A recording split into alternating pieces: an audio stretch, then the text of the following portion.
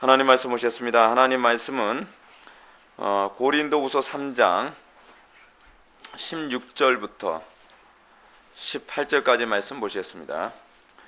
고린도후서 3장 16절부터 18절까지의 말씀.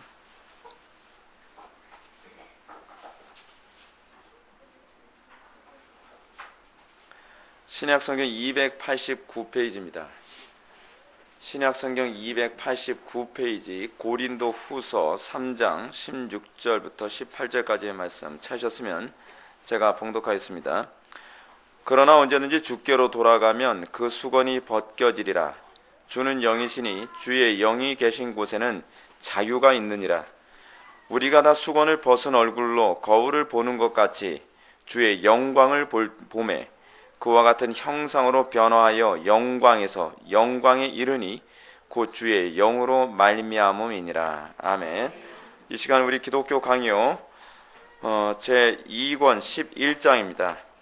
7항부터 8항까지 보시도록 하겠습니다. 세 번째 차이점, 구약은 조문에 근거하며 신약은 영에 근거함이라고 하는 부분을 살펴보도록 하시겠습니다. 우리가 오늘 이제 율법과 복음의 그러니까 차이점이 무엇인가에 관해서 이제 세 번째 차이점을 살펴보게 됩니다. 제가 여러분한테 말씀드렸던 것처럼 이 차이점이라고 하는 부분이 틀림이 아니라 다름이라고 하는 부분은 우리가 잘 인식을 해야만 합니다. 우리가 지난 시간에도 살펴봤던 것처럼 율법에 관해서 우리가 너무 지나치게 부정적으로 이해하는 경향이 많이 있다고 그랬습니다. 그래서 마치 율법 무용론이 정답인 것처럼 그렇게 하는 경향이 굉장히 많이 있죠.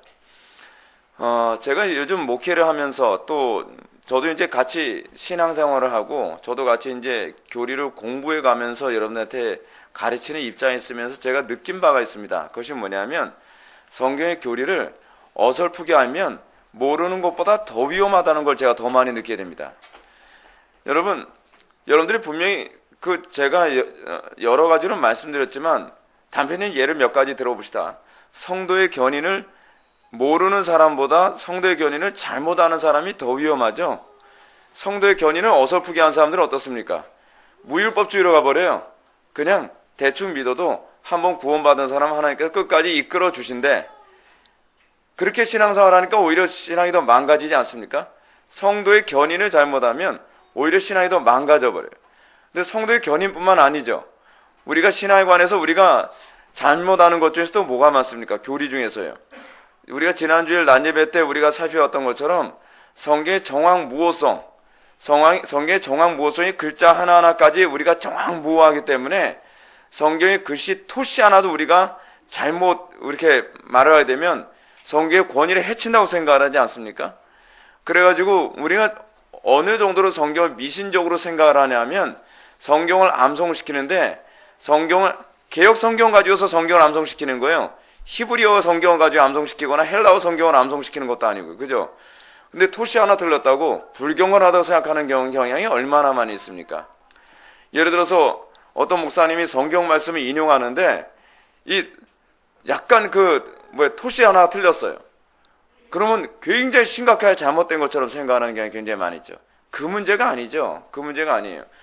제가 지난주일 낮예배 때도 여러분들한테 말씀드렸던 것처럼 구약 성경을 사도들이나 예수님이 인용할 때 토시 하나 안 틀리고 그렇게 인용하는 방식이 아니란 말이에요.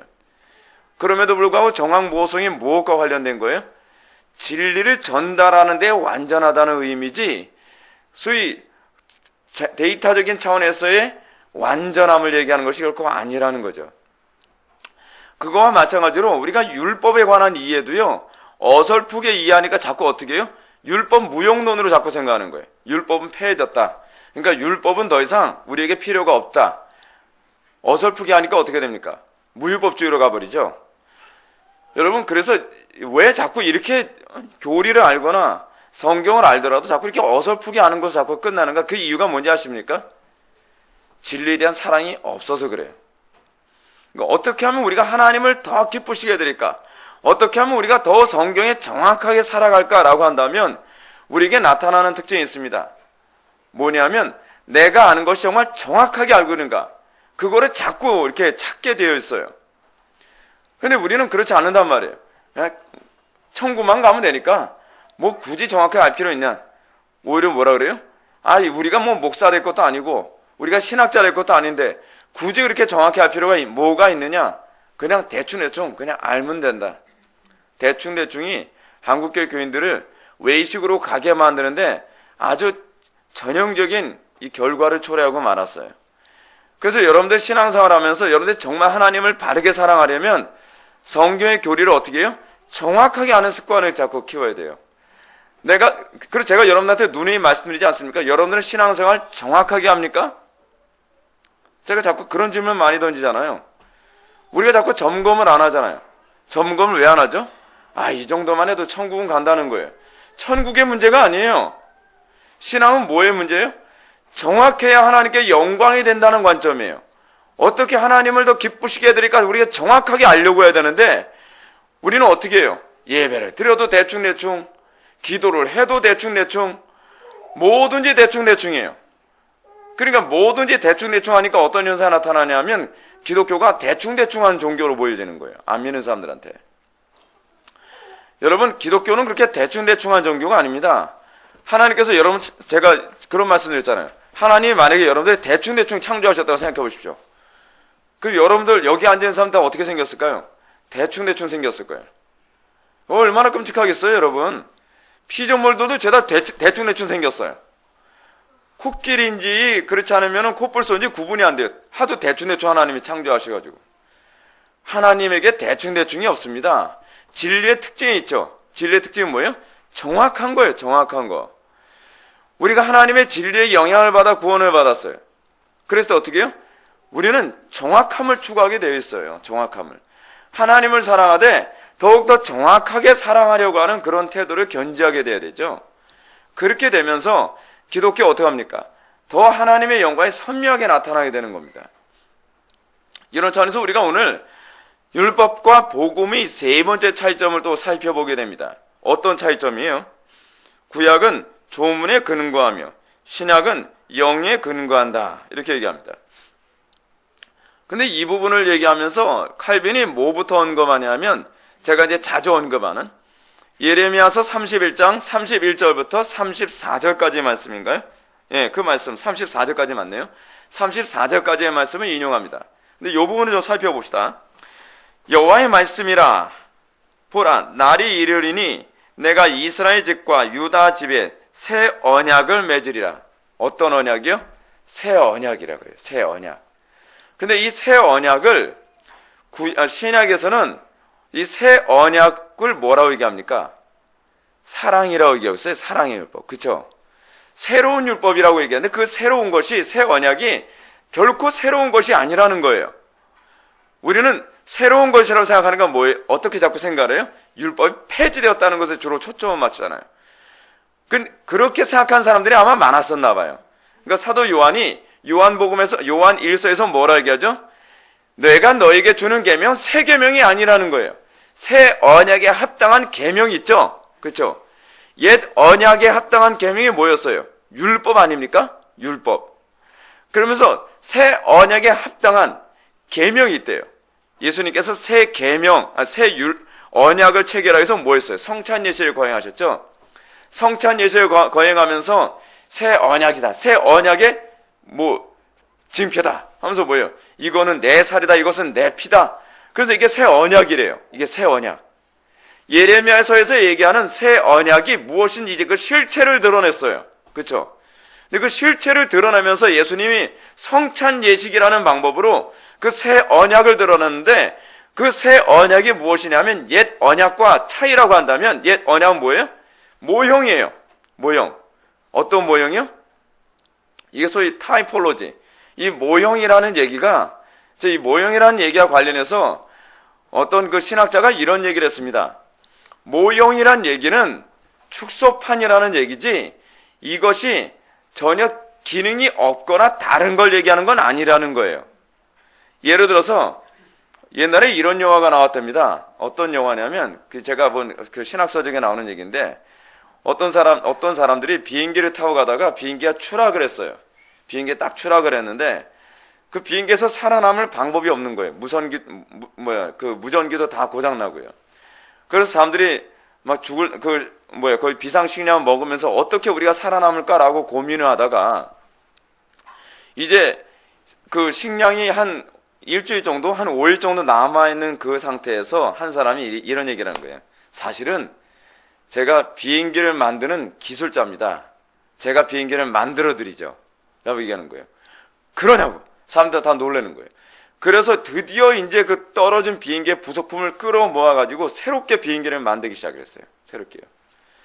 그러면서 이제 비행기를 이제 다 완성하기 하루 전에 이 사람이 고백을 하는 거예요. 고백을 하는데 뭐라 얘기하냐면, 사실은 제가요, 비행기를 만드는 기술자인 건 사실인데, 모형 비행기를 만드는 기술자입니다. 사람들이 다 절망을 해버렸어요.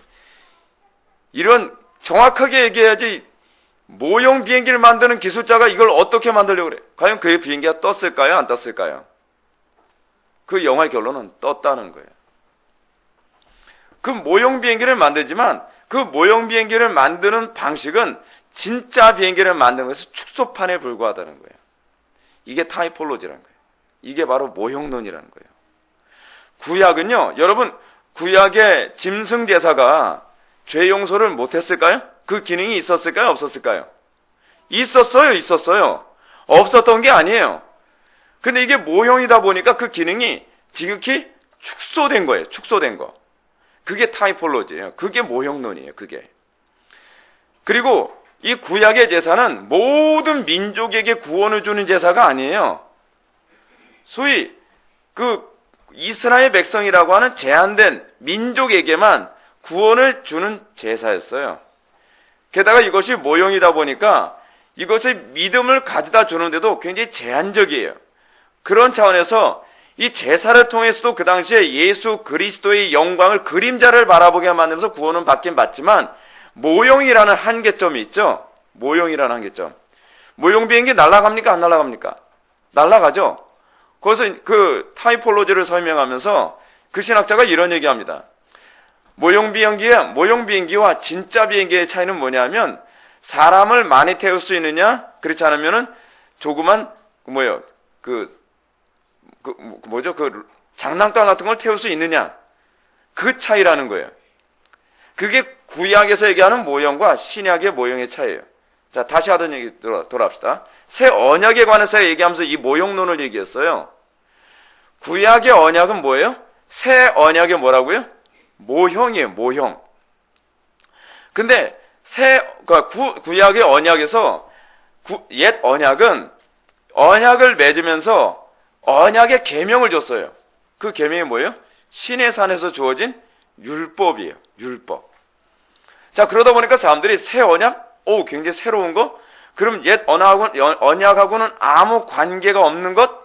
근데 그게 아니라고 얘기하는 것이죠. 요한이 뭐라고 했냐면 착각하지 말라는 거예요. 새 언약의 율법이 옛 언약의 율법과 아무 관계가 없는 것이 아니라는 거예요. 옛 언약을 포기하거나 옛 언약을 완전히 무시한 것이 새 언약이 아니라 옛 언약에다가 뭘 집어넣어 준 거예요? 사실은 생명을 불어넣어 준 거예요. 그게 새 언약이에요. 새 언약. 그래서 지금 이 예레미야서 31장 31절부터 34절의 말씀에서 새 언약이 어떻게 옛 언약에 생명을 불어넣어 주느냐를 이렇게 설명해 주고 있어요. 그 개념을 이해하십시오. 먼저 새 언약과 옛 언약의 이 차이점, 반대가 되는 걸 얘기해 주고 있습니다. 새 언약은요, 내가 그들이 조상들의 손을 잡고 애굽에서 인도하여 내던 날에 맺은 것과 같지 아니한 것은 차이점이 있다는 거예요. 그러니까 새 언약의 옛 언약과 차이점이 있어요. 그것은 내가 그들의 남편이 되어서도 그들의 내 언약을 깨뜨렸다는 거예요. 옛 언약은 뭐예요? 언약은 맺었는데 이스라엘 백성들하고 하나님하고 시내산에서 언약 맺었어요? 안 맺었어요? 맺었죠. 맺었는데 그 언약을 깨뜨려요? 안 깨뜨려요? 수도 없이 깨뜨렸죠. 근데 예레미야가 뭐라고 얘기하냐면 이제 새 언약을 하나님께서 너에게 주실 텐데 새 언약은 너희들이 언약을 깨뜨리지 않게 될 거라는 거예요. 우와, 놀랍지 않습니까? 어떻게 언약을 깨뜨리지 않아요? 언약을 깨뜨리는 방법이 뭐죠? 그 계약법. 그 계약법이 뭐예요? 율법 아닙니까? 십계명? 십계명을 준수하지 않는 거거든요. 이스라엘 백성들은 하나님하고 언약을 맺고 나서, 시내산에서 언약 맺고 나서도, 여러분 이제 이 얘기 잠깐 합시다. 이스라엘 백성들이 출애굽을 하고 난 다음에 중요한 시점이 하나 있죠. 시내산 언약이라고 하는 시점이 있어요. 시내산 언약 맺기 전에 이스라엘 백성들 불평했어요, 안 했어요? 했죠. 무슨 불평했죠? 밥 달라고 불평, 고기 달라고 불평, 물 달라고 불평, 온갖 별합을 불평 다 했어요. 근데 하나님께서 이스라엘 백성들 치셨어요, 안 치셨어요? 안 치셨죠? 그냥 달라면 달라는 대로 하나님이 어떠한 분노도 내지 아니하시고 꾹 참고 다 주셨어요. 왜 다 주셨죠? 약속을 안 했으니까. 아직 언약을 맺은 관계가 아니니까요. 이스라엘 백성들하고 하나님하고 소위 부부의 연을 맺지 않은 관계인 거예요. 이거를 잘 표현해 준 게 뭐냐면 그 고멜 사건이거든요. 고멜 사건이 어때요? 여러분, 고멜이 그 누굽니까? 그 선지자 호세아. 호세아하고 결혼하기 이전에 간음했던 가지고 호세아가 뭐라고 해요, 안 해요? 안 해요. 그건 결혼 이전의 문제니까.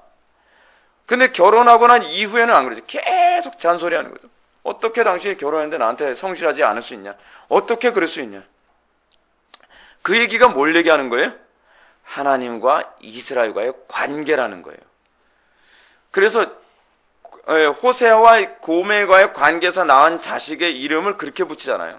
이스라엘과의 관계에서의 하나님의 서운함을 그 자녀들의 이름을 통해서 로루마라 하라. 로라고 하는 게 영어로 따지면 낫이거든요. 더 이상 나는 너의 하나님이 아니다, 뭐다, 이렇게 부정어법으로 계속 얘기하지 않습니까? 똑같이 시내산 언약 이후에는 이스라엘 백성이 불평을 하건 죄를 짓던 뭐라도 하나님이 침묵하세요. 왜냐하면 아직 내 아내가 아니니까, 아직 내 자녀가 아니니까. 언약을 맺고 난 이후에는 어떻죠? 시내산 언약을 딱 기점으로 해서 이스라엘 백성들이 불평하면 그때마다 하나님께서 징계하기 시작하세요. 그때마다 하나님이 심판하세요. 그때마다 하나님께서 아마 야단을 치세요. 분노하세요. 왜 그렇죠? 이제는 신분이 달라요. 너하고 나하고는 남편과 아내와의 관계를 맺었어 라고 얘기하는 거예요. 근데 문제는 뭐냐면 옛 언약의 한계성이 있어요. 법적으로는 결혼관계라는 그 관계를 맺었는데 마음은 그 관계가 안 되는 거예요. 마음은 어떻게 해요? 계속 그 약속을 어겨요. 계속요. 그게 고멜이에요. 그 고멜의 모습이 뭐예요? 바로 옛 언약 백성의 모습, 이스라엘의 모습이에요. 끊임없이. 자, 그런데 여호와의 말씀이라. 그러나 뭐예요? 새 언약의 특징을 얘기하죠. 옛 언약과 어떻게 다른가? 그날 이후에는 뭐예요? 오순절날 성령 강림을 얘기하는 걸 수도 있고요. 새 언약으로 말미암아 새 언약에 참여하게 되어진 것. 내가 이스라엘 집과 맺을 언약은 이러하니 곧 내가 나의 법을 그들 속에 두며. 그 이전에는 법을 어디다 뒀어요? 돌판에다 새겨주셨죠? 돌판에다가. 근데 그 법이 얼마나 엄중하다고 하나님께서 가르쳐 주시냐면 모세야 받아 적어라, 그게 아니에요. 하나님께서 언약을 딱 맺고 나서 이 약속은 어기면 안 돼 해가지고 진짜 정확무후하게 하나님께서 모세가 실패할까봐 직접 하나님께서 써주신 거예요. 친필 사인까지 쫙. 대단하지 않습니까? 그래서 이런 신학자들 사이에서 두 개의 돌판을 들고서 모세가 시내산에서 내려왔다 그러잖아요. 그 최근 대부분의 신학자들은 뭐라 얘기하냐면 이 두 개의 돌판을 하나는 대신 계명으로서의 돌판, 하나는 대인 계명으로서의 돌판을 두 개 들고서 내려왔다고 보는데, 요즘의 신학자들은 어떤 입장을 또 얘기하냐면 그것도 이제 개혁주의 노선에 있는 또 다른 신학자들의 입장이에요. 똑같은 글씨를 패여진 두 개의 돌판을 같이 들고 왔다는 거예요.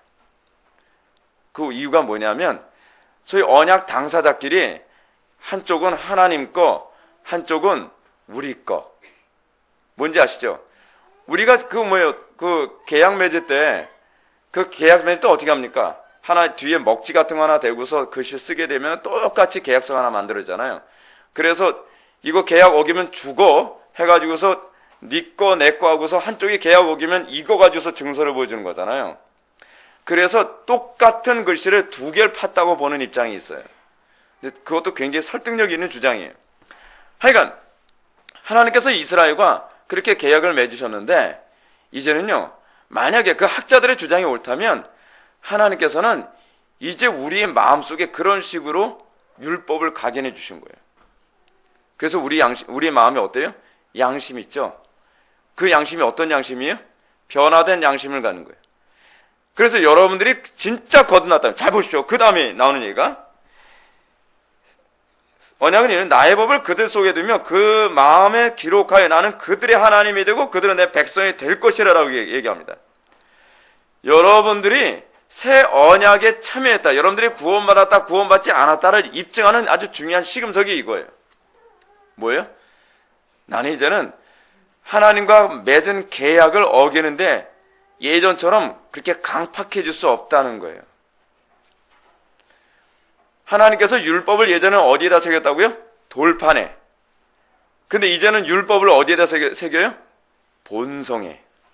마음에 새겼다는 얘기는요, 본성에 새겼다는 얘기예요. 그래서 여러분들 거듭나기 전에 어때요? 하나님 말씀대로 안 살아도 덤덤해요. 경건함이 없어요. 하나님 두려워하질 않아요. 감각이 없어요, 감각이. 하나님의 계명대로 안 살아도 자꾸 이런 얘기 많이 하죠.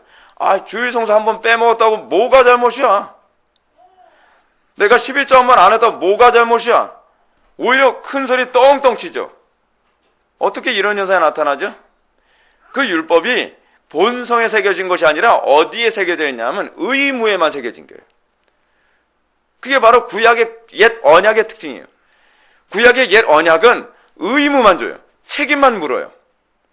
야, 십계명이 이렇게 하라고 했잖아. 안 하면 죽인다니까. 뭐 때문에 지켜요? 안 하면 죽인다고 하니까. 부모에게 불의하면 어떻게 해요? 돌로 때려 죽인다고 하니까. 간음하면 어떻게 해요? 간음하면 간음한 당사자를 돌로 때려 죽인다고 하니까. 그거 무서워서 지키는 거예요. 교회 안에도 두 부류의 사람이 있죠. 아직 새 언약에 참여하지 않은 사람이 있어요. 새 언약에 참여하지 않은 사람의 특징은 뭐예요? 무서워서 지키는 거예요. 교회 규율과 교회에서 치리하는 것이 두려워서 지킨다는 거예요. 그 사람은 아직 어디에 머물러 있는 거예요?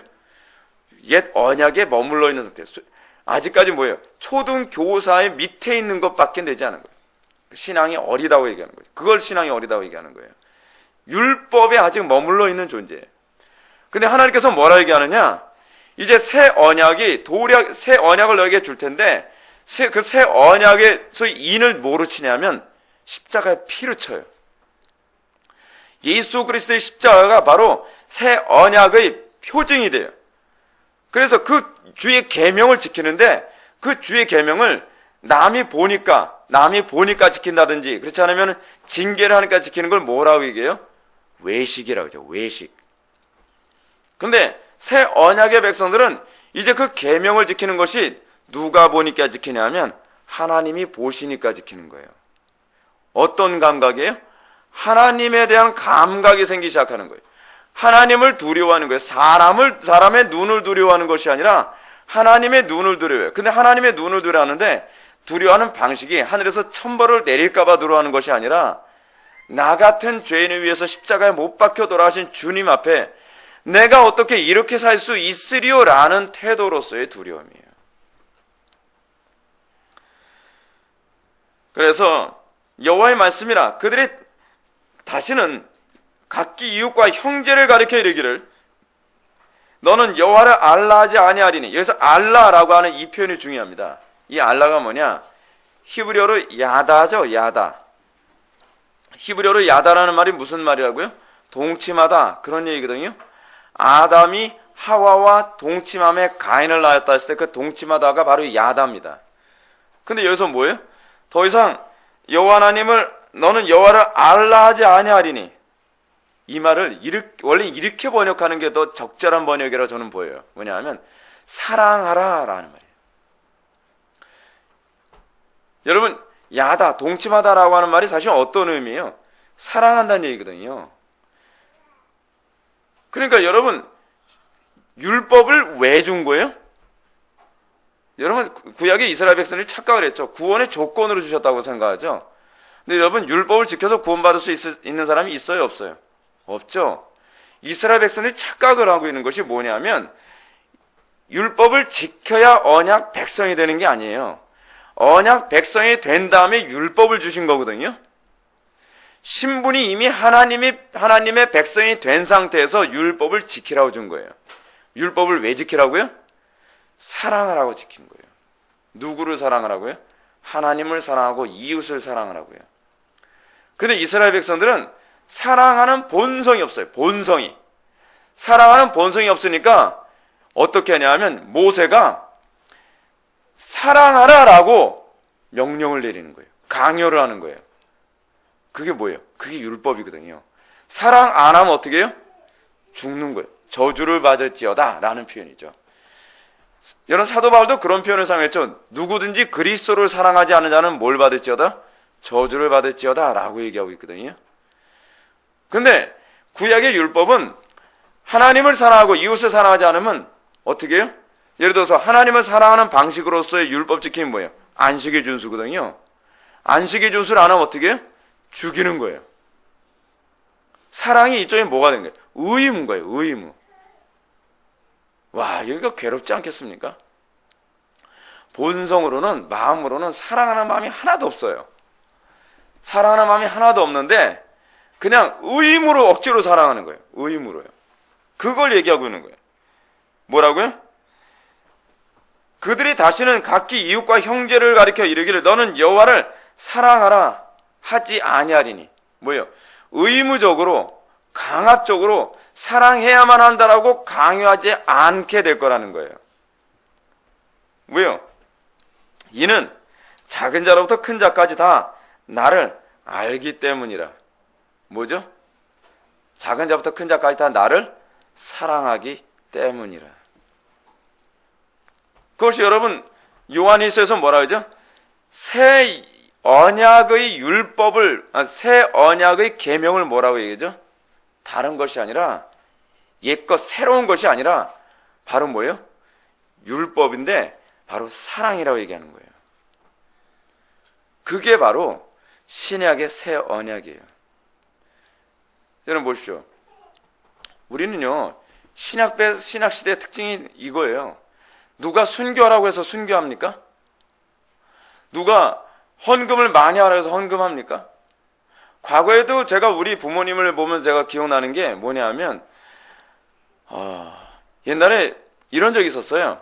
저희 집이 구멍가게를 했었는데, 구멍가게가 장사가 굉장히 잘 됐어요. 진짜요. 정말 우리 부모님 생전에 그때가 가장 하이라이트였어요. 가장 돈을 잘 벌었어요. 옛날에는 그 연탄 장사 같은 거 하게 되면 연탄에다 이렇게 새끼 껴가지고 기억나시는 분 있죠? 연탄 이렇게 해가지고 연탄 이렇게 팔고 그러는데 불티나게 팔렸어요. 불티나게. 연탄도 엄청 잘 팔리고 장난감 같은 거, 사탕 같은 거, 지내라면 그냥 불티나게 팔렸어요. 얼마나 돈이 잘 벌렸는지 돈은 막 진짜 그 동네 돈을 다 끌어모으는 것 같은 그런 느낌이었어요. 근데 그렇다고 해서 다른 집보다 특별히 잘 산 건 아니었어요. 근데 우리 부모님이 기도를 하면서 그 당시에 예배당에 그 풍금이라는 거 있잖아요. 옛날에는 풍금 하나만 있어도 대단히 좋은 교회였거든요. 근데 그런 풍금 같은 게 없으니까 우리 어머니가 기도하시다가 풍금을 하나 그 예배당에다 헌납하고 싶다라는 거예요. 그래서 기억나십니까? 아리아 풍금이라고요. 아리아 풍금. 그 아주 옛날 건데. 아리아 풍금 저도 아직까지 기억나요. 발로 이렇게 막 페달 밟으면 이제 소리가 나면서 이제 풍금을 할 수 있는 거. 그 풍금을 그 당시에 기증을 했어요. 엄청 비싼 거였어요. 그 당시에는요. 근데 누가 하라고 한 게 아니에요. 하나님께서 그 마음을 주시니까 한 거란 말이에요. 사랑하니까. 그리고 공동체 안에 누가 어려운 일 있으면 막 너무 마음이 안타까워서 그들에게 뭘 해주고 싶어서 견딜 수가 없는 거예요. 그래서 그들에게 막 안 볼 때 돈도 주기도 하고, 때로는 우리 어머니 얘기는 그래요. 야, 그때는 그런 열심이 어디서 났는지 모르겠더라. 그러면서 어머니 하신 얘기가, 꼭 다른 사람이 보면 이제 시기할까봐 우리 어머니가 밤 늦게까지 이제 그 당시에 이제 예배당 건축을 했었거든요. 예배당 건축을 하면 제가 어렸을 때 신앙생활하던 그 예배당은요, 그 산 꼭대기에 있었댔어요. 경사가 약 40도 정도의 경사예요. 제가 차를 몰고서 한번 그쪽 동네를 한번 갔다 오고 올라가다가 차가 뒤집어지는 줄 알았어요. 그렇게 경사가 급한지 몰랐어요. 제가 나이 들어서 보니까요. 근데 그 경사가 그렇게 가파른데 그 꼭대기에 예배당이 있었는데요.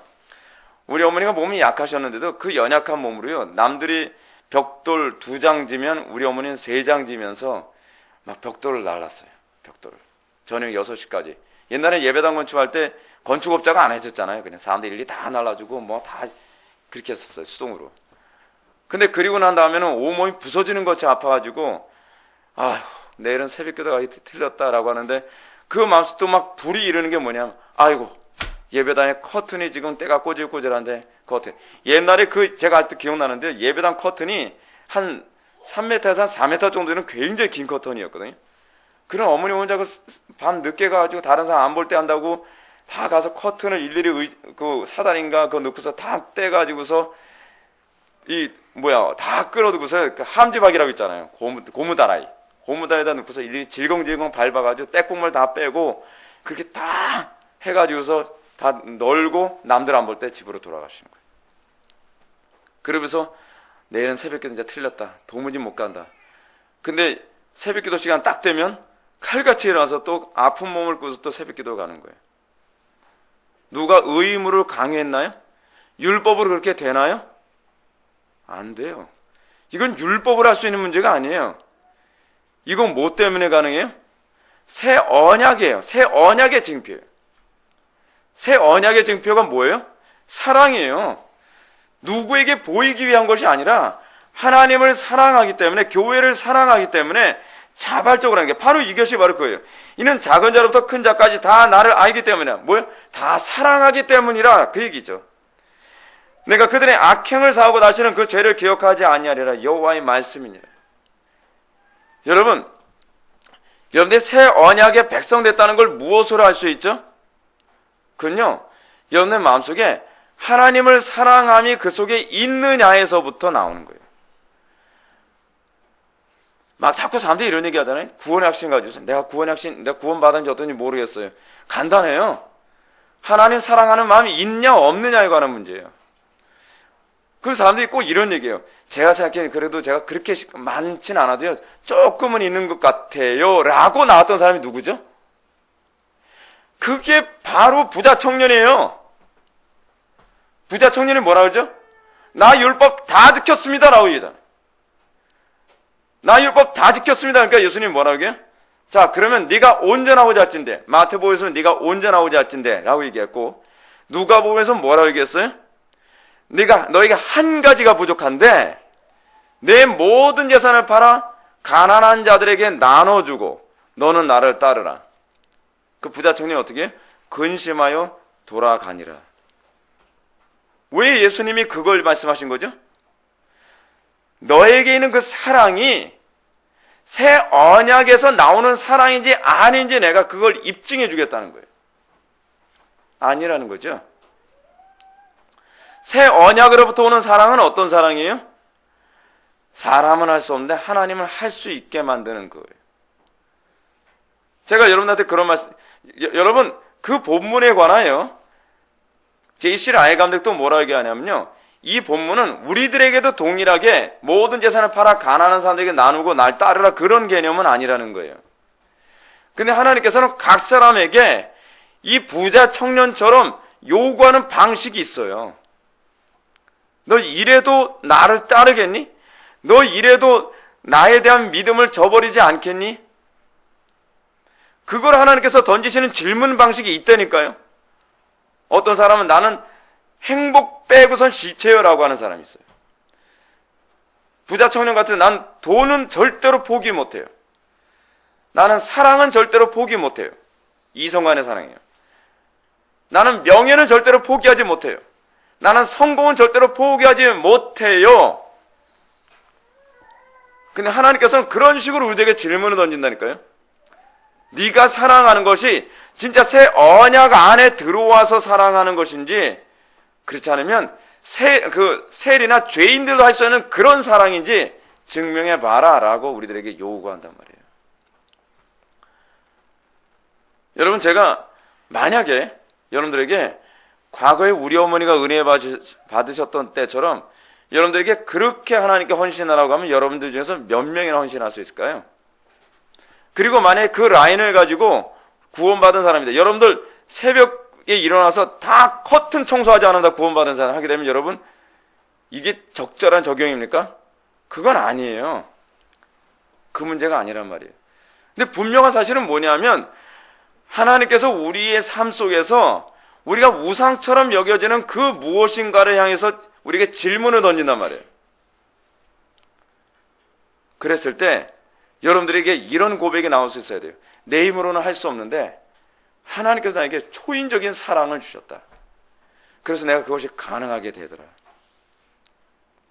그것이 새 언약 안에 들어간 자들에게 나타나는 징표예요, 징표. 여러분, 어떻게 그리스도인들이 이 마지막 때를 살아가면서, 여러분, 틀림없이 하나님은 그렇게 말씀하십니다. 예수님께서 말씀하셨죠. 마지막 때 어떻게? 우리의 환란이 어떨 거라고요? 창세 이래로 그런 환란이 없을 거라 얘기해요. 믿음 어떻게 지키겠어요? 지켜도 그만, 안 지켜도 그만. 그러려면 뭐하러 예배당 나옵니까? 제가 여러분한테 누누이 말씀드리죠. 흐리멍덩하게 신앙생활 하려면 여러분 교회 나올 필요가 없어요. 제발 대충대충 신앙생활 하려 하지 마세요. 자꾸 여러분들 마음속에 꼭 그렇게까지 신앙생활 할 필요 있나? 때려쳐요, 그러려면. 아니, 왜 그렇게 흐리멍덩하게 어설프게 신앙생활 하면서 그래도 천국에 갈 것이라는 그 말도 안 되는 말에 여러분들 속아서 넘어가려고 합니까? 성경이 얘기하고 있잖아요. 그렇게 호락호락 할 거 아니라고요, 우리의 신앙생활이. 제가 요즘 느끼는 바가 뭔지 아십니까? 제가 요즘 사실은 우리 교회에서 신앙생활 하다가 떠난 사람들과 어떻게 간혹 가다가 이렇게 얘기할 수 있게 되거나, 그렇지 않으면 제가 옛날에 가르쳤던 청년들 다시 한번 그들과 만나서 대화할 기회가 있어 대화를 해보면, 야, 이거는요, 제 밑에서 신앙생활 할 때와 같은 그 정신상태는 어디론가 다 사라져버리고 불신자들하고 똑같이 생각하고 똑같이 행동하고 똑같이 살아가고 있어요. 여러분, 우리가 사는 이 시대가 그렇게 신앙생활하기 만만한 때 아닙니다.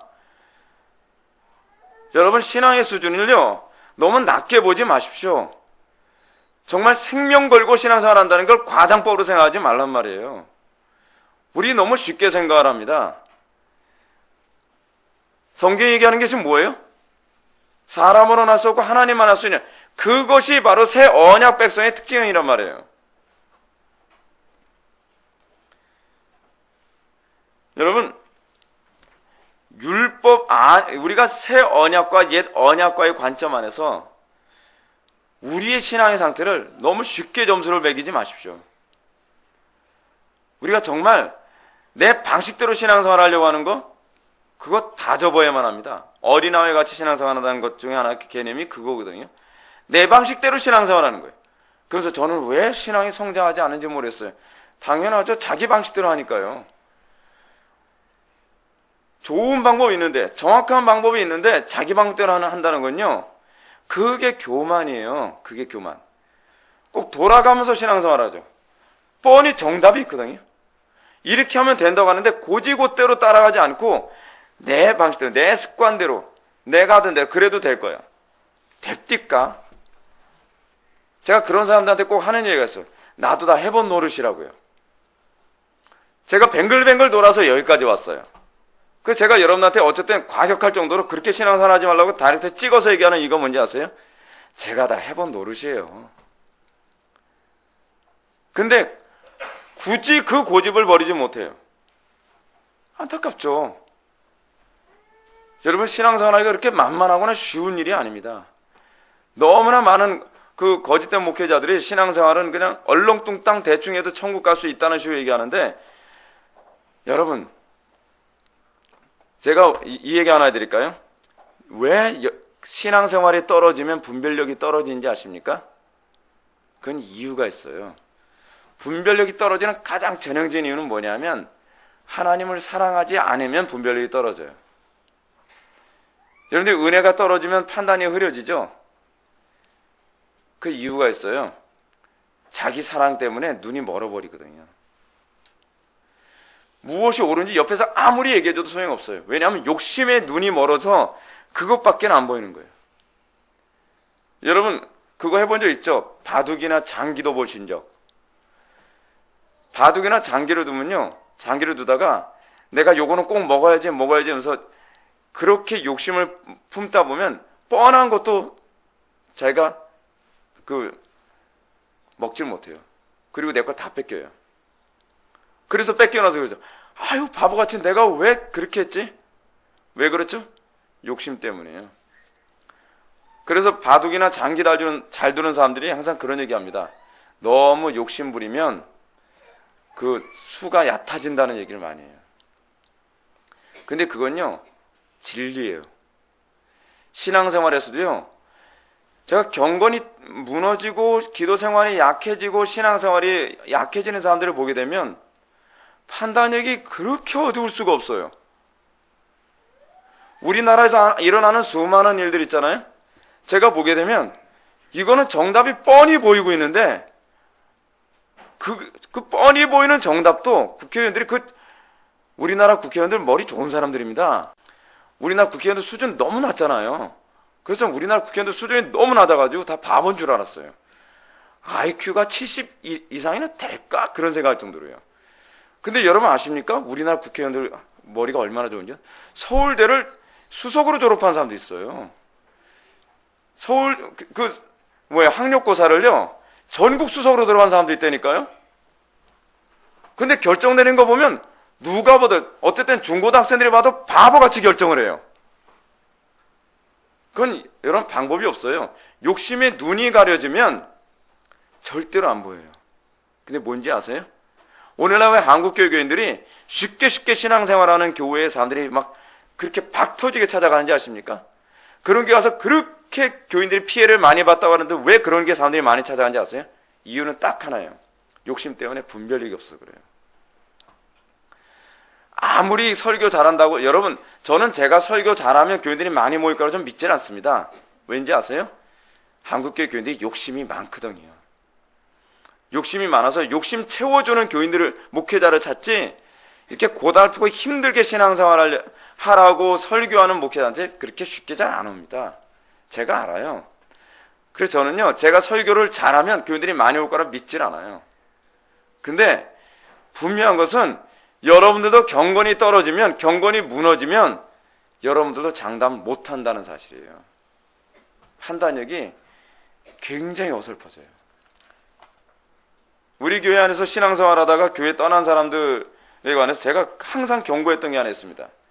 그런 사람들 꼭 보면요, 수요 예배에 바쁜 일에서 참석 못한대요. 그래서 수요 예배 빠지면 안 됩니다 얘기를 하는데 계속 참석 못해요. 그러면서 남편과의 관계도 이렇고 어쩌고 저쩌고 하면서 매일 나오던 기도 생활도 하나씩 줄여가요.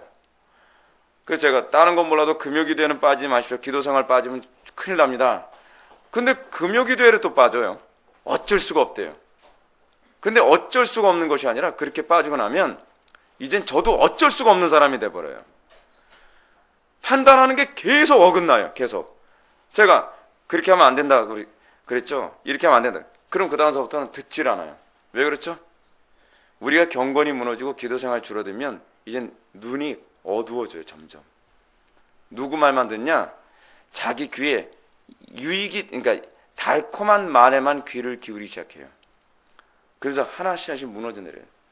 자, 그 정도 되면요, 저는 어쩔 수 없다 포기해버리고 말아요. 안 되는데 어떻게 해요? 욕심이 그렇게 무서운 겁니다. 신앙생활이요? 제가 무슨 얘기하다 이 얘기한지 기억나세요? 신앙생활 쉽게 하고 대충 해도 천국 간다는 그런 소리 귀담아 듣지 말라는 얘기입니다. 신앙생활 헐렁헐렁하게 하지 마십시오. 대충대충 해서 천국 가는 법 없습니다. 요번에도 제가 존 버넷의 철로역정 우리 애들한테 읽어주는데, 철로역정 앞부분에 뭐 나오는지 기억나시죠? 십자가 그 좁은 길을 통과하고 나서 번연이 그 크리스찬이 제일 첫 번째 만났던 사람이 3명이 있죠. 그 3명이 이름이 뭐죠? 첫 번째 심플, 단순시. 그 두 번째 사람이 뭐였죠? 두 번째 사람이 게으름, 나태, 뭐 그렇게 불리는 사람이. 그리고 세 번째 사람이 뭐였더라? 무지 아니. 세 번째 사람이 또 있어요.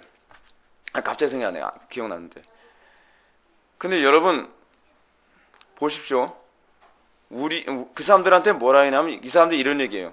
크리스찬이 흔들어 깨우는데 왜 안 일어납니까? 그러니까 이 사람 하는 얘기가, 발목에 쇠고랑이 묶여 있는데 이 사람 하는 얘기가 그거예요. 우리에겐요 위험이 안 보여요. 뭐가 안 보인다고요? 위험이 안 보인대요. 위험이. 여러분, 이 불경건하게 살아가고 게으르고 단순하게 생활하는 사람들의 특징이 뭔지 아세요? 위험이 안 보인다는 거예요. 그러면서 이렇게 생활해도 천국은 갈 수 있다고 믿는 거예요. 제가 철로역정 설교할 때 그 얘기했던 거 여러분 기억나시죠? 잊어먹지 마십시오. 단순하고 게으르게 신앙생활해도 천국은 뭐 다 갈 텐데 뭐 그렇게 생각하지 마십시오. 크리스찬이 그렇게 천국 못 간다고 아무리 얘기해도 게으르고 나태함, 안일함에 빠지니까 눈이 어두워져서 그 즐거움에 빠져가지고 귀담아 듣질 않는 거예요. 쇠고랑 풀어주겠다 해도 필요 없다는 거예요. 그러면서 그 좁은 길, 순례길 한쪽에서 3명이 그냥 무더기로 누워있는 거예요. 그 다음에 만난 사람이 어떤 사람인지 여러분 아시죠? 위선씨. 그리고 연학시던가 뭔가. 담 넘어서 오죠? 담 넘어서요. 순례길을 어떻게 해요? 굳이 우리가 좁은 길로 갈 필요는 뭐가 있냐는 거예요. 굳이 우리가 꼭 십자가를 통과해야 될 이유가 뭐가 있냐는 거예요. 그러니까 크리스찬이 뭐라 얘기해요? 십자가를 통과해야만 합니다. 십자가를 통과해야 그 사람에게 뭐가 있어요? 하나님께서 그에게 흰색 세마포옷을 입혀주죠. 뭐죠? 성도의 의로운 행실. 그리고 또 뭘 주죠? 몸속에 두루마기를 준다는 거예요. 말씀을 주신다는 거예요.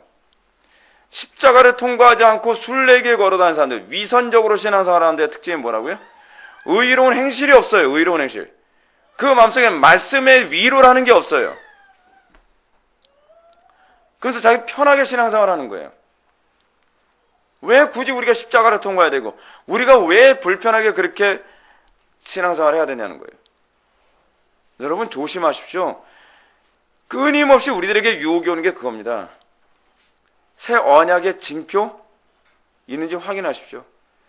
내가 하나님을 진짜로 사랑하면서 살아가는지 여러분 좀 확인해 보십시오.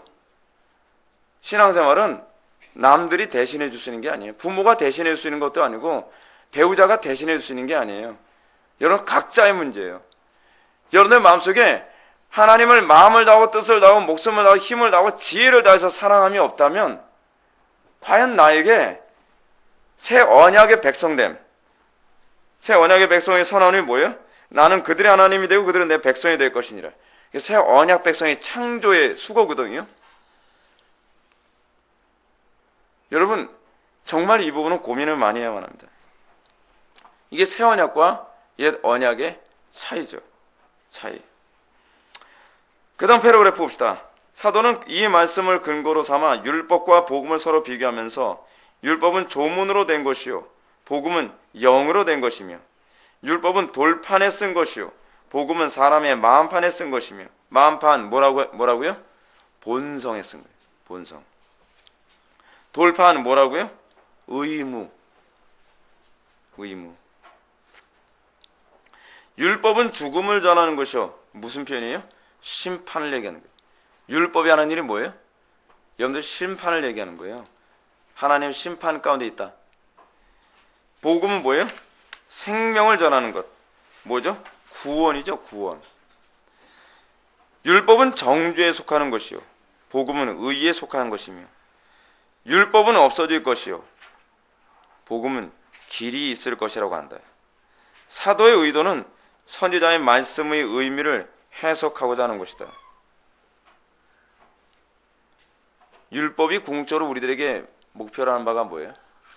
제가 지난주에 난예배 때 여러분들한테 말씀드렸던 것처럼 율법이 궁극적으로 우리들에게 목표로 하는 바는 우리가 하나님과 이웃을 사랑하고 있지 않다는 걸 폭로하는 거예요. 이거 인정하기 전에는, 그것도 뼈 아프게 인정하지 않고서는 여러분들은 새 언약에 못 들어가요. 자꾸 여러분들 인정 안 하려고 들죠. 인정 안 하려고 들어요. 그래도 나한테 조금이라도 사랑하는 마음이 있지. 여러분 왜 그렇게 자꾸 속이나요? 여러분, 우리가 정말 내가 하나님을 조금도 사랑하고 있지 않고 내가 이웃을 조금도 사랑하지 않다는 것을 깨닫는 자가 정말 복된 사람인 걸 믿으시기 바랍니다. 이걸 머리로 인정하는 것이 아니라 여러분들이 전인격으로 애간장탕에 괴로워해야 돼요. 괴로워해야 돼요. 내가 정말 하나님을 사랑하는가? 근데 하나님을 사랑한다는 얘기가 성경은 어떤 개념이에요? 마음을 다하고 뜻을 다하고 목숨을 다하고 힘을 다하고 지혜를 다해서 사랑하느냐고 하는 문제예요. 왜 요즘 그 교회들이 잘못된 오류를 계속 반복하죠? 저는 개인적으로 이해가 안 돼요. 잘못된 전도 방법 때문에 교회가 그렇게 많이 망가지고, 그리고 총동원 전도질 해가지고 문제가 그렇게 많이 된다고 하는데도, 여러분 이 정도로 시행착오 많이 겪었으면 좀 생각해 볼 만 하잖아요. 근데 왜 생각을 안 하죠? 왜 한국교회가 그토록 생각하기 싫어하죠? 그렇게 비판도 많이 받는데 왜 그토록 사람들이 생각을 하지 않죠? 이유는 딱 하나예요. 사랑이 없어서 그래요. 어떤 집은요, 자녀를 양육하는데 자녀가 계속 문제예요. 오류에 오류가 계속 반복돼요. 근데 부모가요, 신기한 게 생각을 안 해요. 그러면서 옛날 하던 방법으로만 계속 그런 거예요. 계속 잔소리만 해요. 계속 야단만 쳐요. 애는 더 삐뚤어지는데 무엇이 잘못되는지를 생각을 하지 않아요. 계속 그 방법을 계속 고수해요. 언제까지요? 멸망할 때까지요.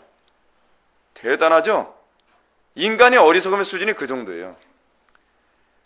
여러분의 삶에 문제가 있으면 도대체 내가 어디서부터 잘못되는지를 역추적하고 고민해야 되는 거 아닙니까? 나 하나 때문에 가정이 계속 파괴되고 있어요.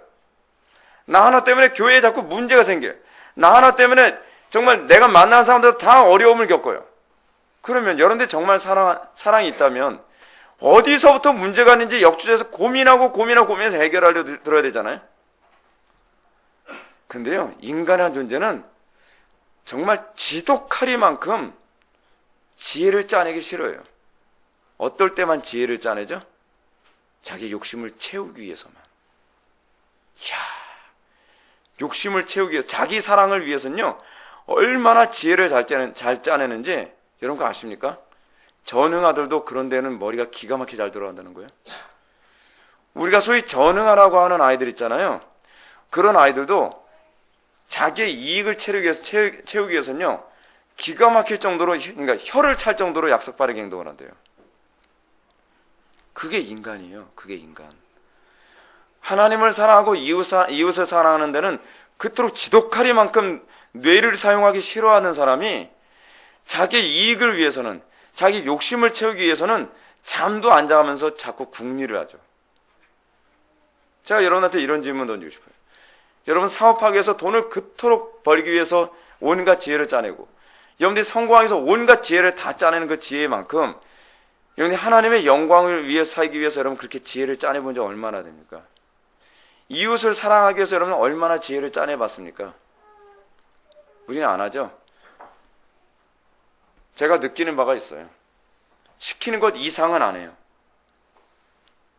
그건요, 사랑이 없어서 그래요.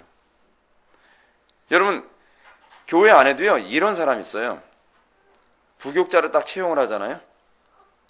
채용을 하면 정말 하나님을 하고 정말 영혼들을 사랑하는 부교육자는요, 담임 목사님이 시킨 것만 하는 것이 아니라 담임 목사님이 시키든 안 시키든 그거와 관계없이 어떻게 해야 하나님을 영원하게 하고 어떻게 해야 나에게 맡겨진 이 영혼들을 바르게 양육할지를 끊임없이 고민하고 끊임없이 개발하고 끊임없이 더 정확하게 아이들을 가르치기 위해서 애를 씁니다. 근데 저는 그런 교육자를 100명에 1명도 거의 못 봤어요. 사실은요. 제가 전도사 생활하면서 봤던 전사들은 거의가 다 잘리지 않을 정도만 해요. 근데 얼마나 많은 사람들이 지혜를 안 짜내냐면요. 그냥 내가 손해보지 않고 이 교회에서 잘리지 않을 정도만 그냥 교회에서 봉사를 해요. 그러면서 자꾸 무슨 얘기냐면 페이도 올려주지 않습니까? 자기는 그냥 형식적으로, 그러니까 말 그대로 교회에서 전도사 생활하는 게 뭐예요? 그냥 직업인 거예요, 직업. 여러분, 사랑이 없어서 그래요. 그게 사랑이 없어서 그런 거예요. 사랑이 없어서. 여러분, 신앙생활하는 거 여러분들에게 각자 맡겨진 영역이 있습니다. 하나님께서 하나님 나라의 영광을 나타내라고 맡겨진 영역이 있습니다. 밤잠 설쳐가면서 여러분 고민해 보셨습니까? 여러분 직장 생활하면서 어떻게 내 하나님 영광 드러낼까? 학교 생활하면서 어떻게 하나님 영광 드러낼까? 가정에서는 주부로 또는 가정에서는 남편으로 어떻게 하나님 영광 드러내고 어떻게 자녀들을 바르게 양육하고 어떻게 하나님 기쁘시게 드릴까? 정말 밤잠 설쳐가면서 고민하면서 어떻게 해야 우리 아이들을 하나님 말씀을 바르게 양육할 수 있지? 어떻게 해야 이 아이들을 더 하나님께 바르게 세울 수 있도록 할 수 있지? 여러분 얼마나 고민하나요? 저는 우리 기독교인들이 그렇게 고민한 사람 100명만 있다면 지금 한국교회가 이 지경까지 안 갈 거라 저는 생각을 합니다. 사랑이 없는지 시킨 것 이상으로는 안 해요. 시킨 것 이상으로. 저는 여러분들에게 매주마다 자녀 팀 모임 그거를 이제 실시를 했는데 자녀 팀 모임이라는 이 프로그램 한 거로만 만족해하지 마십시오. 여러분들이 정말 자녀들을 사랑한다면 제발 의무감을 하지 마세요. 내가 지난주에 아이들을 가르치는 게 부족했으면 뭐가 부족했고 어떻게 해야 이 아이들을 더 바르게 양육할 수 있을까? 어떻게 이 팀 모임 때 더 아이들에게 유익을 줄 수 있을까? 짧은 시간에 어떻게 하든지 더 신앙을 제대로 심어줄 수 있을까를 정말 고민하고 더 많이 기도하고 그 아이들을 위해서 여러분들의 진액을 다 빼낼 생각을 하십시오. 그렇게 하지 않으면 여러분들 하나님께 칭찬 못 받습니다. 새 언약의 백성이라는 게 뭔지 아세요? 새 언약의 백성이란 사랑으로 주의 계명을 지키는 사람들이에요. 사랑으로. 하나님께서 왜 간혹가다 여러분들의 자녀들이 우리들 방법대로 안 자라게 만드신지 아십니까? 그 이유가 있어요. 하나님께서요, 내가 너한테 맡겨준 자녀들을 내가 원하는 대로 키우기 위해서 얼마나 가진 애를 쓰나 하면 보자예요, 사실은요. 그래서 어떻게 하라고요? 마음을 다하고 뜻을 다하고 힘을 다하고 지혜를 다해서 이 아이를 바르게 키우고 바르게 세우기 위해서 에너지를 쏟고 사랑을 다 쏟으라고 우리들에게 그런 문제를 주시기도 하시는 거예요.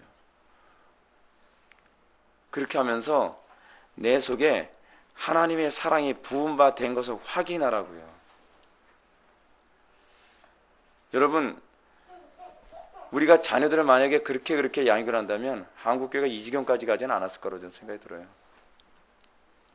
쉬운 문제는 아닙니다. 쉽지 않기 때문에 불신자는 할 수 없고 하나님의 은혜 받은 사람만 할 수 있다는 거예요.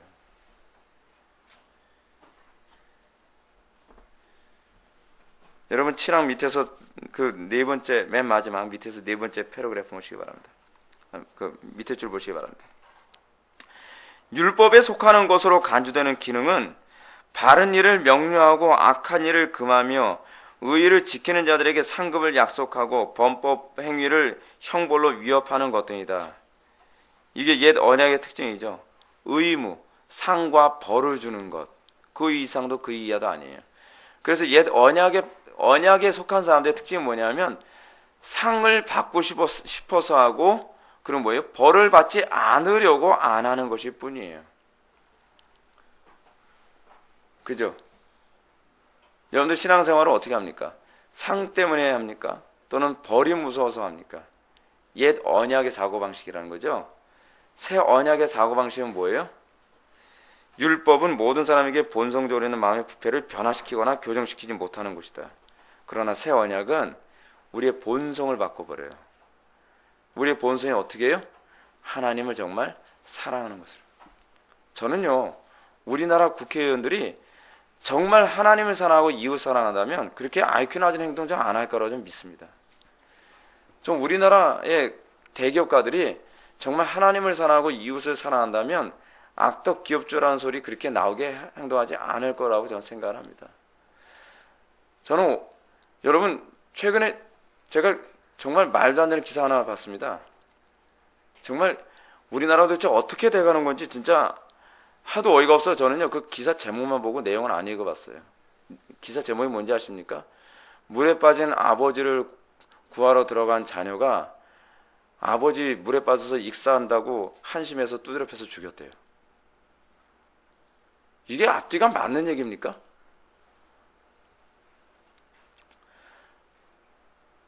나라 꼴이 개판이에요. 왜 그렇죠? 이유가 어디 있죠? 답은 간단해요. 사랑의 결핍이에요. 사랑이 없으니까 어떻게 이런 말도 안 되는 일이 그냥 막 벌어져요. 많은 사람들이 이렇게 얘기합니다. 무슨 복지를 해야 나라가 살고 뭘 해야 나라가 살고. 아니, 방법은 하나밖에 없어요. 사랑밖에 없어요. 복음을 통해서 사람들이 사랑으로 변화되어져야 돼요. 사랑이 없으면 아무것도 아니에요. 오늘날 한국교회가 떠들썩하게 요란하게 무슨 일 했네 그거 아무 소용없어요. 우리 기독교가 궁극적으로 목자는 건 얼마나 엄청난 일을 해내느냐가 아니라 사랑을 전파하고 사랑이 가정과 직장과 사회에 다시 회복되게 하는 거예요. 하나님께서 왜 여러분들 직장에 보내셨느냐? 사랑을 전하라고요. 여러분들 왜 가정을 주셨느냐? 사랑을 전하라고요. 사랑 쉬운 거 아닙니다. 사랑은 어떻게 해야 되죠? 희생해야 되는 거예요. 어느 정도로요? 죽기까지 희생하는 거예요. 제가 요즘에 이제 그런 생각을 했습니다. 사랑이 뭘까? 영혼을 사랑한다는 게 뭘까? 실제로요, 영혼 사랑하는 게 굉장히 힘듭니다. 왜냐하면 하나님을 믿지 않는 사람들의 영적 상태는요, 문둥병자들 같아요. 문둥병자들 꼴도 보기 싫죠? 문둥병자들 만지기도 싫죠? 영적 문둥병자들도 똑같다는 걸 하나님께서 깨닫게 하시더라고요. 여러분, 조직폭력배 같은 사람들 꼴 보고 싶습니까? 만지고 싶습니까? 문둥병자가 똑같아요. 여러분, 예를 들어서 창녀라든지 동성애자 같은 사람들 꼴 보고 싶습니까? 만지고 싶습니까? 근데 손혜원 목사님은요, 문둥병자의 환부에 입을 대고 이 사람이 하도 안 나니까 그 환부에다 입을 대서 고름을 뽑아가면서까지 이 사람의 치료해 주려고 그랬었대요. 우리가 만나는 영적 문둥병자들에게 대해서 우리가 그런 마음 품어야 된다는 걸 알겠더라고요. 저 사람은 왜 이렇게 안 변하지? 저 사람의 저 악한 성품이 왜 이렇게 안 변하지? 미워 죽겠어가 아니라 그 환부에다 입을 대고서 고름을 빨아줄 것 같은 심정으로 하나님, 이 영혼 불쌍히 여겨주십시오. 이 영혼도 은혜만 받으면 나보다도 훌륭한 사람, 뛰어난 사람이 될 수 있는데 그게 하나님께서 우리에게 품으라고 하는 마음인 거예요. 우리가 만나는 이 땅에는 수많은 사람들, 얼마나 영적 문둥병자들, 얼마나 꼴도 보시겠습니까? 요즘 청소년들 막 문신 이런 데서 이고 머리 이상하게 하고 돌아다니고 영적 문둥병자죠. 꼴도 보기 싫죠. 말도 거기 싫죠. 손도 대기 싫죠. 근데 우리가 어떤 마음을 품어야 돼요? 긍휼히 여기는 마음. 예수님이 문둥병자를 만져서 치유했던 것처럼 우리도 그들을 만질 수 있는 그런 믿음과 만질 수 있는 사랑을 달라고 우리는 기도해야 돼요. 우리에게 얼마나 사랑이 없는지 정말 많이 느껴요. 하다못해 내 자식조차도 영적 문둥병에 감염된 것 같으면 꼴도 보기 싫잖아요. 넌 내 새끼 아니야 라고 얘기하고 싶을 만큼요. 근데 우리는 하나님께서 그 자녀들을 붙들고 눈물로 기도하기를 바라시는 거예요. 공동체 안의 지체들, 영적 문둥병 같은 사람들 많습니다. 꼴도 보시니까 그 사람은 쳐다보지도 않고 만지지도 않고 그 문제가 아니라, 그리고 정죄하고 저 사람 그런 사람이래. 그 문제가 아니라 우린 뭐 해야 되는 거예요? 그를 위해서 기도하고 그의 영적인 치료를 위해서 우리가 사랑하고 품어주고, 그게 복음인 거죠. 그게 쉬운 문제라고 제가 말씀드린 거 아닙니다. 저도 잘 안 되는 얘기예요. 문제는 우리에게 사랑이 없다는 걸 우리가 깨달아 알아야 된다는 거예요. 난 그래도 좀 사랑이 있어. 그 소리 하지 마십시오. 사랑이 없다는 것 때문에 괴로워해야 돼요. 그래서 하나님께 사랑 달라고 기도할 수 있어야 돼요. 8장 보시겠습니다. 구약과 신약의 차이에 대한 바울이 비교하는 내용들. 이 고린도후서 3장에 나오는 내용들을 사도 바울이 정리를 했는데, 간단하게 얘기합시다. 1번, 첫 번째는요, 두 번째 줄. 구약이 조문에 속하는 것은 그것이 성령의 역사하심 없이 공포되었기 때문이다. 구약의 조문의 특징이 뭐예요? 성령의 역사 없이 그냥 의임으로 주어진 거예요. 마치 여러분들이 설교를 들을 때 성령의 조명하심 없이 설교를 들으면 그냥 이렇게 들려요. 그냥 뭐 설명이 필요 없어요. 설명 필요 없고 그냥 기도 안 하면 딱이에요. 그렇죠? 은혜 없이 설교 들으면요, 그냥 아무리 좋은 설교 들어도 뭐예요? 의무예요. 의무. 그리고 정죄예요. 그거로밖에 안 들리죠? 그게 바로 이거예요. 이건 이해하기 너무 쉽죠, 그죠? 신약이 영으로 된 것은 주께서 그 언약을 사람의 마음에 영적으로 새겨놓으셨기 때문이다. 이게 언약이죠. 우리의 마음속에 새로운 성품을 딱 갖게 만드는 것. 옛날에 나에게 없던 마음을 품게 만드는 것. 두 번째 비교점은 첫 번째 것을 좀 더 명확하게 해주는데, 구약이 죽음을 가져오는 것은 그것이 온 인류를 저주에 쌓이게 만들 수밖에 없기 때문이다. 라고 해요. 구약의 율법이 하는 일이 뭐예요? 정죄밖에 하는 게 없는 거예요. 그게 소위 율법주의라는 거예요. 율법주의. 근데 설교는 율법주의가 아닌 이유는 뭐죠? 정죄라고 난 다음에 그 다음에 어떻게 해요? 복음의 소망을 가져오기 때문에 그래요. 복음의 소망을 두도록 그들을 이끌기 때문에. 신약이 생명을 주는 도구인 것은 그것이 사람들을 저주에서 해방시키고 하나님의 은혜로 회복시키기 때문이다. 구약이 정죄의 직분인 것은 그것이 아담의 모든 자손들을 불의한 자들로 정죄하기 때문이다. 구약이 하는 일이 그거예요. 구약이 하는 일은 뭐예요? 여러분들이 끊임없이 정죄예요. 그래서 여러분들 설교 들으면 찔리죠? 이게 설교의 한 요소예요. 안 찔리면 그 사람 정말 문제가 많은 거예요.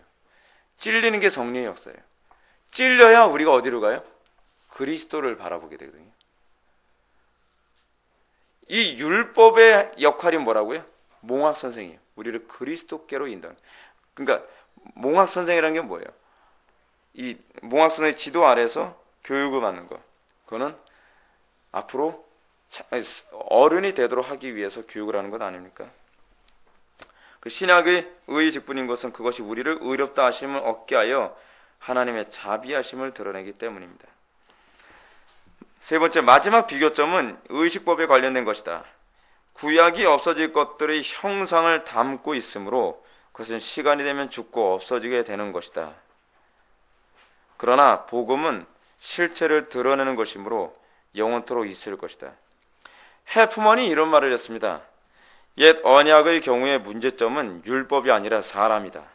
따라서 새 언약이 제시하는 해법은 율법을 변화시킨다기보다 사람을 변화시킨다. 해프먼의 이 표현이 아주 적절하지 않습니까? 신약과 구약의 차이는 율법이 변화가 아니라 사람의 변화예요. 해프먼이 너무나 적절하게 잘 표현했어요. 해프먼은 이 옛 언약의 경우의 문제점이 사람이 문제였을 뿐이지 율법이 문제인 건 아니었다는 거예요. 그래서 새 언약으로 돌아가면서 제시하는 해법은 율법을 변화시키는 것이 아니라 사람을 변화시키는 거예요. 율법은 오히려 완성하고 그 사람을 변화시켜서 율법과 사람이 따로 노는 것이 아니라 율법과 사람이 이제는 한 몸 되게 살아가도록 만드는 것이라는 겁니다. 신약의 교회의 위대함이 거기에 있습니다. 신약의 교회의 위대함은 모든 사람들이 이제는 하나님을 사랑하는 자들로 될 거라는 것입니다. 이스라엘하고 구분되어지는 존재가 옛날엔 민족적이었는데 그 민족적인 이스라엘은 하나님을 사랑하지도 않으면서도 그냥 신분적으로만 하나님의 백성이라는 타이틀만 가지고 있는 존재들이었다면 신약의 새 언약의 백성인 교회는 어때요? 이제는 그들이 본성적으로 하나님을 사랑해요. 하나님을 사랑해라 사랑해라, 하나님께 헌신해라 헌신해라, 희생하라 희생해라 라고 옆에서 잔소리를 해야, 맞아 10번 잔소리하면 한 번 움직일까 말까 하는 그게 아니에요. 여러분들이 신약의 그 새 언약 백성 안에 들어왔다면 잔소리를 해야 움직이는 사람이 아니라 다른 사람이 그 사람의 그 자발적인 행동을 따라갈 수 없어서 감탄하는 사람이 되어야만 할 것입니다. 한국교회 교인들 보게 되면 어떻습니까? 잔소리를 해야, 정말 지적을 여러 번 해야, 그리고 권징을 한다고 해야 억지로 그걸 따르죠. 제가 보기엔 그런 사람들 아직 새 언약이 뭔지 모르는 사람들이에요. 여러분, 정말 새 언약 가운데 들어가면요, 요구하는 것보다 항상 더 앞서가면서 하게 되어 있습니다. 새 언약 가운데 들어가면 그건 더 이상 의무가 아니라 기쁨이 됩니다. 신앙생활이 창살 없는 감옥이 아니고 억지로 마지못해 사는 것이 아니라 정말 그것이 나의 기쁨이고 그것이 나의 행복이고 그것이 나의 유일한 삶의 이유이기 때문에 그 길을 걸어가게 되는 것입니다. 이 마지막 때를 살아가면서 여러분, 점점 우리를 유혹하는 것 점점 많아집니다. 그 유혹하는 것이 많아지는 이 시대에 여러분들이 유혹에 빠지지 않은 방법이 뭔지 아십니까? 그건 하나님이 더 사랑스러워야 돼요. 진리가 더 사랑스러워야 돼요. 그렇지 않으면 여러분 이 땅에서 믿음 지킬 수 있을 거라고 여러분 장담하지 마십시오. 이 땅에선 오로지 우리의 유일한 소망은 하나님밖에 없음을 고백하고, 그래서 여러분들 마음속에 기도 제목으로 자리 잡았으면 하는 것이 이겁니다. 하나님, 저 이전보다 주님을 더 사랑할 수 있기를 원합니다. 하나님, 내 마음속에 사랑 없음을 더 많이 드러내 주시고, 그 사랑 없음을 드러내신 것 때문에 우리가 낙심하여 가는 부자 청년이 아니라 오히려 그걸 깨닫고 하나님 앞에 다윗의 선 예수여 나의 믿음 없음을, 나의 사랑 없음을 불쌍히 여기소서 기도하며 우리가 정말 그 사랑 안에서 더욱더 하나님과 이웃을 뜨겁게 사랑하는 저와 여러분들 되기를 주님의 이름으로 축원합니다. 다시 기도하시겠습니다. 사랑이 많으신 하나님, 우리가 새 언약 백성으로서 새 언약 백성된 그 표징을 날마다 확인하며 살아가기 원합니다. 우리가 대충대충 신앙생활하지 않게 해주시고 우리가 정확하게 신앙생활할 수 있는 그런 믿음을 허락하여 주옵소서. 이 땅에 날이 갈수록 우리의 믿음을 뒤흔드는 수많은 유혹들이 너무나 많습니다. 그리고 이 땅의 교회들이 사랑이 아니라 정말 종교적인 의무로만 살아가는 교회들이 얼마나 많은지 모릅니다.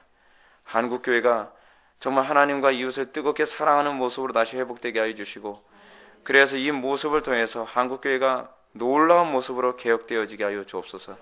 예수님의 거룩하신 이름으로 기도하옵나이다. 아멘.